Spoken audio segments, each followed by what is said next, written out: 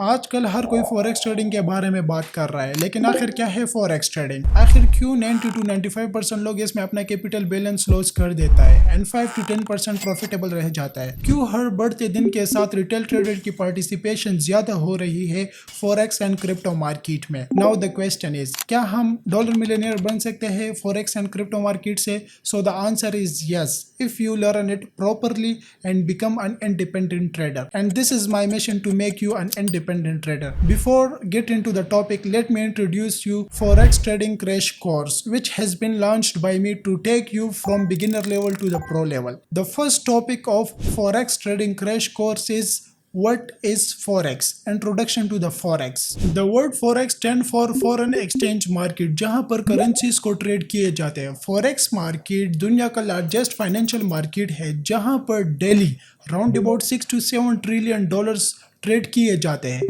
Forex market एक decentralised market है जो कि एक network of banks, brokers, corporations, retail traders के थ्रू रेगुलेट किए जाते हैं। Forex market 24 hour a day 5 days in a week open रहता है। फॉरेक्स मार्केट में जो करेंसीज के पेयर्स होते हैं वो interest rate, inflation rate, economic indicators, geopolitical events से हाईली इन्फ्लुएंस्ड होते हैं।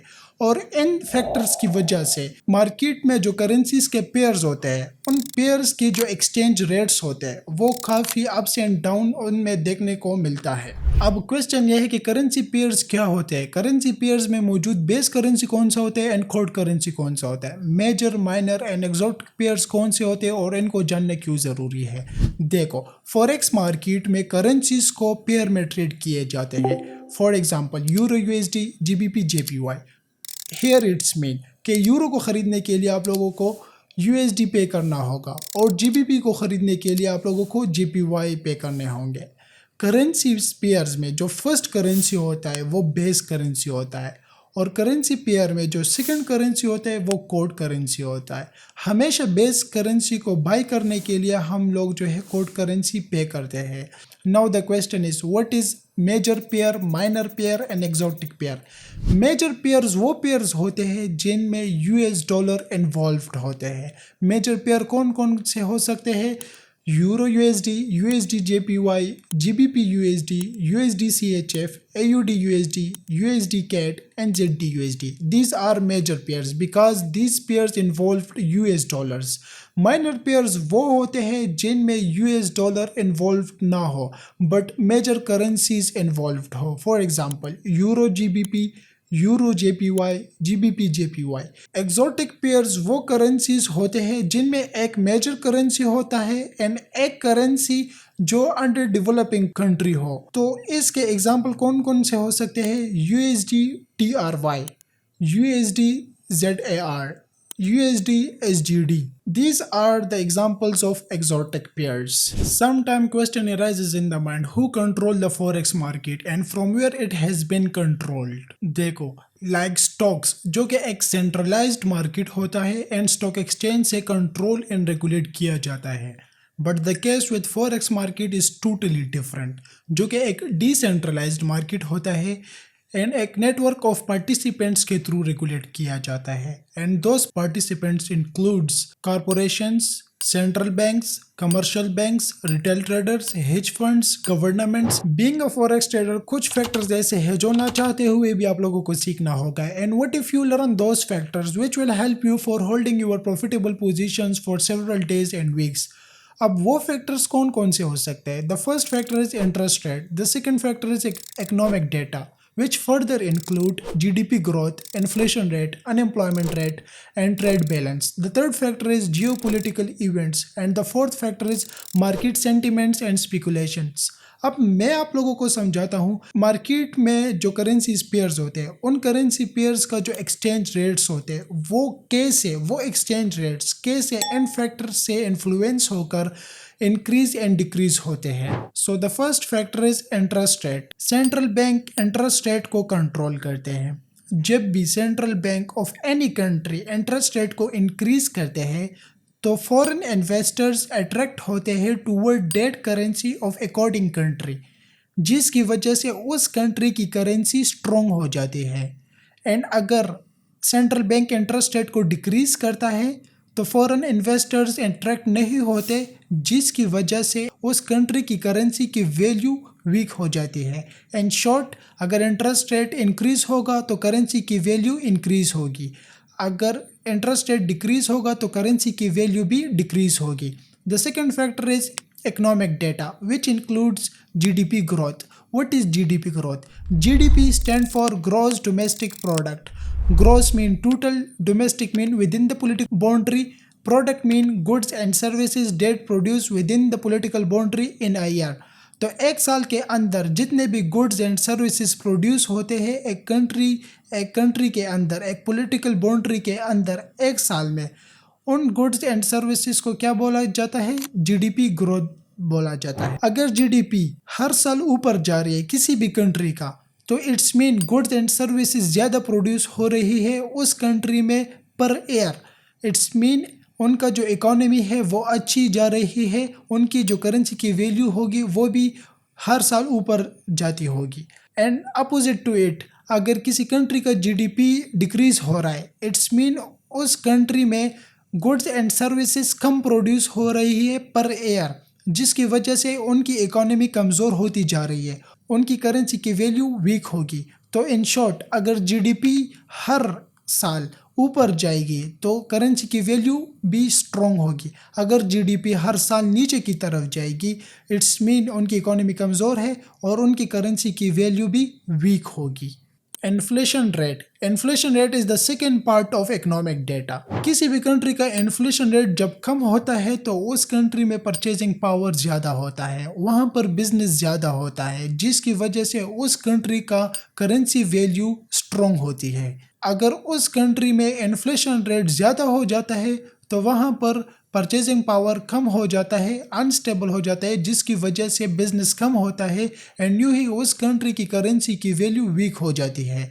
तो इन्फ्लेशन रेट जब कम होता है तो करेंसी की वैल्यू स्ट्रॉन्ग होती है, अगर इन्फ्लेशन रेट ज़्यादा हो जाए तो करेंसी की वैल्यू वीक हो जाती है। Unemployment rate, which is the third part of economic data. अगर एम्प्लॉयमेंट रेट पर ईयर ज़्यादा हो किसी कंट्री का भी, तो वहाँ पर जो इकोनॉमी होती है वो स्ट्रॉन्ग होती है एंड यूँ ही उनकी करेंसी का वैल्यू स्ट्रॉन्ग होगा। अगर एम्प्लॉयमेंट रेट कम होगी पर ईयर तो इकोनॉमी उनका वीक होगा, जिसकी वजह से उनकी करेंसी की वैल्यू वीक होगी। अब जो है थर्ड फैक्टर जो है वो है जियोपॉलिटिकल इवेंट्स। जियोपॉलिटिकल इवेंट्स कौन कौन से हो सकते हैं? वॉर्स हो गए, इलेक्शन हो गए, पॉलिटिकल इंस्टेबिलिटी हो गया, वर्ल्ड पेंडेमिक हो गया। ये ऐसे इवेंट्स होते हैं जिसकी वजह से प्राइस जो है वो फ्लक्चुएशंस कर सकती है। ये जियोपॉलिटिकल इवेंट्स होते हैं, इसकी वजह से प्राइस में अप्स एंड डाउन्स आते हैं। जो फोर्थ फैक्टर है वो है मार्केट सेंटिमेंट एंड स्पेकुलेशंस। देखो, कभी कभार कंट्रीज़ में ऐसे भी होते हैं कि मार्केट एक्चुअल इकोनॉमिक फंडामेंटल्स के बजाय सेंटिमेंट से इन्फ्लुएंस हो जाती है, मीन प्राइसेस ऊपर नीचे चली जाती है। ऐसे सेंटिमेंट्स कौन कौन से हो सकते हैं? वो हो सकते हैं इंटरेस्ट रेट हाइक्स हो सकते हैं, एक पॉलिटिकल आउटकम हो सकता है। तो ऐसे सेंटिमेंट से भी करेंसीज की वैल्यू अप एंड डाउन होती है। So these were the four major factor जिसकी वजह से करेंसीज प्राइसेस में काफ़ी अप्स एंड डाउन देखने को मिलता है। Now we will shift toward forex trading styles. Forex market में ट्रेडर्स की स्टाइल्स होती है, हर ट्रेडर अपना स्टाइल अडॉप्ट करता है। कुछ ट्रेडर जो है वो स्कैल्पर्स होते हैं, डे ट्रेडर्स होते हैं, स्विंग ट्रेडर्स होते हैं, पोजिशनल ट्रेडर्स होते हैं और इनका अलग अलग स्टाइल्स होती है ट्रेडिंग का। देखो, स्कैल्पर वो ट्रेडर्स होते हैं जो स्मॉल टाइम फ्रेम को यूज़ करके, हाई लेवरेज को यूज़ करके मार्केट के स्मॉल प्राइस मूवमेंट से अपना प्रॉफिट निकालता है with in minutes and seconds. Day traders वो ट्रेडर्स होते हैं जो कि एक दिन में अपना पोजीशन ओपन भी करते हैं एंड क्लोज भी करते हैं for the sake of profit. Swing traders वो ट्रेडर्स होते हैं जो कि ट्रेंड को कैप्चर करते हैं, जो कि स्विंग हाई स्विंग लो को कैप्चर करते हैं for several days and weeks. Positional traders वो ट्रेडर्स होते हैं जो कि नज़र रखते हैं मेजर इकोनॉमिक डेटास पर, फंडामेंटल एंड टेक्निकल्स पर डिपेंडेंट होते हैं and they hold their position for several months and even several years for the sake of profit. Now what is technical analysis and what is fundamental analysis? देखो, technical analysis में traders क्या करते हैं? Technical analysis में trader जो है historical price movement and market data को study and analysis करके फ्यूचर प्राइस मूवमेंट का प्रेडिक्शंस करते हैं। एक बहुत बड़ी कहावत है टेक्निकल एनालिसिस में, मार्केट में, कि history love to repeat itself. तो ट्रेडर्स जो है वो हिस्टोरिकल प्राइस मूवमेंट को स्टडी एंड एनालिसिस करके फ्यूचर प्राइस मूवमेंट की प्रेडिक्शंस करती है। टेक्निकल्स में हमारे साथ क्या क्या इन्वॉल्व है, इसमें जो है हमारे साथ डिफरेंट टूल्स भी इन्वॉल्व है एंड स्ट्रेटजीज भी इन्वॉल्व है। टूल्स में जो है फिबोनाची है, ट्रेंड लाइंस है, जो स्ट्रेटजीज में है वो एसएमसी है, आईसीटी है, स्ट्रक्चर बेस्ड ट्रेडिंग है, इसी तरह प्राइस एक्शन है। And there are 500 strategies and technical analysis for forex trading. ठीक है, फिर हमारे साथ फंडामेंटल्स एनालिसिस होते हैं। फंडामेंटल एनालिसिस में एक ट्रेडर क्या देखता है, इंटरेस्ट रेट देखता है, इन्फ्लेशन रेट देखता है, एम्प्लॉयमेंट रेट देखता है, इसी तरह इकोनॉमिक कैलेंडर देखता है। और इकोनॉमिक कैलेंडर को देखकर जो ट्रेडर है वो किसी करेंसी में भी जो ट्रेड करता है उसी करेंसी का फंडामेंटल एनालिसिस भरपूर करता है। वहाँ पर देखता है कि कौन सा डेटा आ रहा है नेक्स्ट वीक में, और उसको देखकर जो है वो ट्रेंड भी पकड़ते हैं एंड डिफरेंट स्टाइल से ट्रेडिंग करते हैं। So these all were about forex trading. मैंने आप लोगों को जो है वो करेंसी पेयर समझा दिए, मैंने आप लोगों को पार्टिसिपेंट्स समझा दिए, मैंने आप लोगों को फंडामेंटल एंड टेक्निकल्स समझा दिए, मैंने आप लोगों को वो फैक्टर समझा दिए जिसकी वजह से मार्केट प्राइस मूवमेंट जो है वो हाईली इन्फ्लुएंस्ड होते हैं। तो these all were about forex trading. मुझे उम्मीद है आप लोगों को ये वीडियो पसंद आ चुकी होगी। So wish you best of luck, आप हमारे साथ जुड़े रहे। See you in the next video.